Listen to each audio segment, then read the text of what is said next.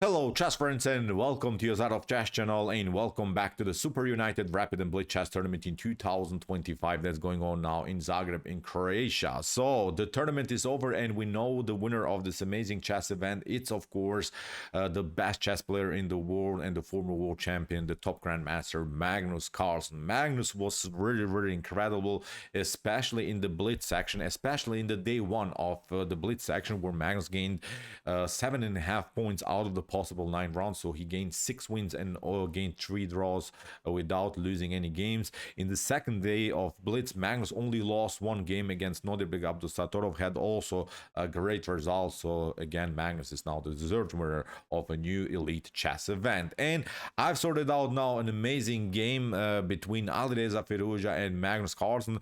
Not that this game is really great just from a maybe tactical point of view or strategic point of view. I think it's also great game again with great theoretical value, where Magnus will play very interesting line of the Italian opening here with the black pieces. I think a line that you could and probably should study at home if you're bothered maybe of the Italian opening, because the Italian has, I think, many sidelines that could happen. So this is, I think, one of the good approaches here by Magnus Carlsen for sure. So let's see now what happened with white. Alireza Firouzja opened with the move e4. Magnus' response was e5, knight to f3, knight to c6, bishop to c4. The Italian opening is on the board. Knight to f6, 2 knights defense, and now d3, standard line, simply fixing now the center here with the pawn. We have now bishop to e7, normal stuff, castling, and now knight to c3, preparing in some lines to occupy the d5 square. We have d6, we have a4,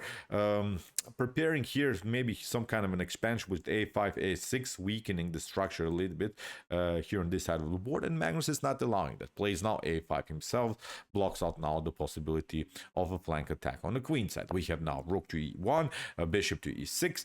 You could take here in some lines, but after f takes e6, queen to d7, maybe knight to g5, queen to d7, you will protect this pawn.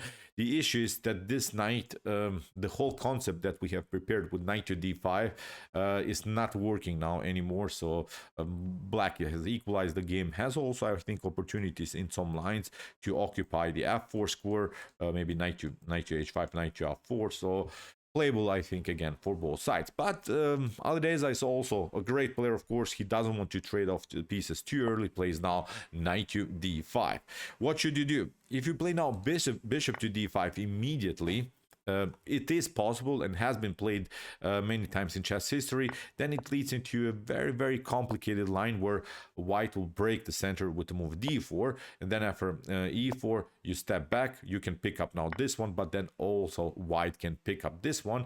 And I think in this scenario white should be slightly better, especially because of the better piece activities. Now this bishop is out of is getting into the game for sure. This bishop is very active. The rook is already on the only open file. The queen will eventually come into the game. And notice also that in this sequence that Magnus could have maybe played but didn't, of course, white is continuing the game with the bishop pair, and suddenly the position is opening. So that's why I think a great choice by Magnus not immediately to trade off everything here in the center of the board. So instead of bishop to d5, Magnus played h6. Prophylactic move is not allowing here some lines with bishop to g5, maybe doing something on this side of the board. Alireza plays c3, the best move, I would say, with preparations to play queen to b3, and if possible, maybe also to break and enter with the move d4. Magnus goes with rook to e8, queen to b3. We have now rook to b7, and now after move h3, bishop to f8 and bishop to e3. White has now finished the development. All of the pieces are out, and I think it's now an equalish position, maybe with a slightly edge in white's favor. We have now bishop takes d5, and now Magnus makes his decision. Now he goes into this line that we have discussed earlier, where he wants to create this double pawn structure. He wants now to attack this pawn twice with both of this knight. And believe it or not, this position is not a novelty or something. This position has been played in one game in 2022 between Laurent Freshinet against Yannick Gozzoli. I see here that in this scenario, white won the game in 2022. So it is maybe something that Magnus has prepared at home because it is still playable. Although, as I said, in the mentioned game, Black lost the game. But Magnus is having still everything under control because here Alireza tried bishop to a7, and it seems so that you're losing the pawn on b7. But now after queen to c8 and queen takes c8, rook takes c8, the bishop on a7 is still hanging. You have to step back, and now Magnus gets a different story here. Now he can finally grab the pawn on d5, and the good part is also that this move knight to d5 comes out with a tempo. It's not only very active, it's also attacking now the bishop on e3, and suddenly you see the b file is open. There are possibilities maybe to play c6 d5, c6 c5, so you can also maybe do something with a potential e4 move. Suddenly, when it comes to pawn center here, Black has maybe a slightly edge, has a slightly better position when it comes to pawns in the center of the board, has the open b file as we mentioned. But the downside is of course that white has the bishop pair. The game is open, so Magnus has to be very careful what to do now in the continuation of the game. We have now bishop to d2, and now in move 19 we have reached finally a theoretical novelty because in the game that we have mentioned, bishop to c1 between Freshine and Gozoli, bishop to c1 has been played, which maybe makes even more sense. You're still protecting your b2 pawn, but Alireza played bishop to d2, allows here knight to b6 by Magnus, hitting the bishop. Now c5, you see Magnus has now great attacking chances here. d4, Alireza breaks now the center, c takes d, but now e4. Magnus breaks now here the position in the center with the pawn.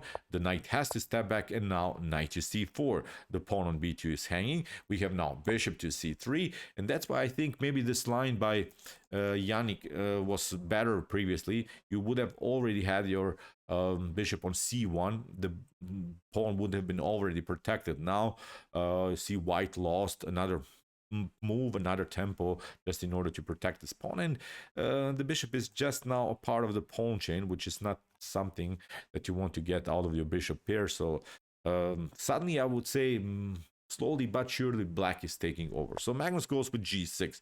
It's not allowing knight to f5, g3, knight to d5. Great move here by Magnus, because it's not allowing here some move like rook takes e4.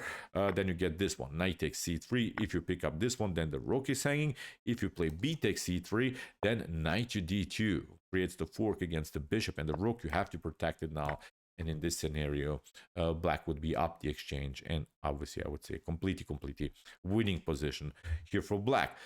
After knight to d5, that's why rook to c1 by Alireza. Magnus goes with rook to b8. Look at this, both rooks on very active files. Great setup here that Magnus created. The bishop on b3 is hanging, so that's why Alireza had to step back. Knight takes c3 again. We have now rook takes c3, and now d5. Now Magnus is fixing now this knight on c4.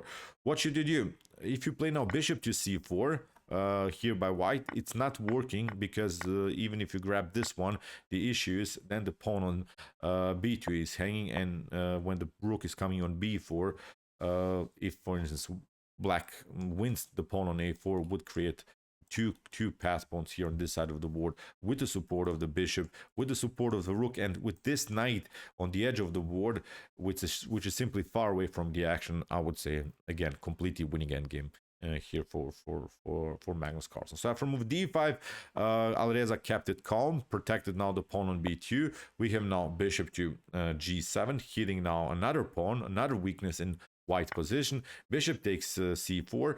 We have now rook takes c4, which maybe was even the first inaccuracy here by Magnus Carlsen. The engine suggests that you should go with d takes c4, then after rook to e4, then you pick up this one, and then you go again with this idea rook to b4. But okay, also after rook to c4 immediately, Black should be better here. Alireza took, Magnus takes, and now rook to d2.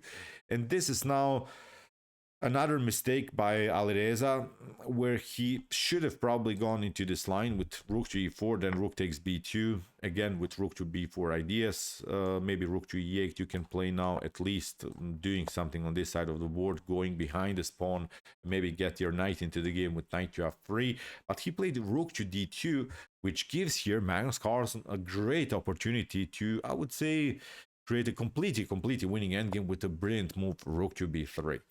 Great stuff, because now Magnus goes around this loose pawn on d4, forces basically a reaction now by white. Alireza had to play now rook to c2, and now Magnus simply took. Bishop takes d4, king to f1. Now Magnus has a better position, but now Magnus messes it up with the move f5.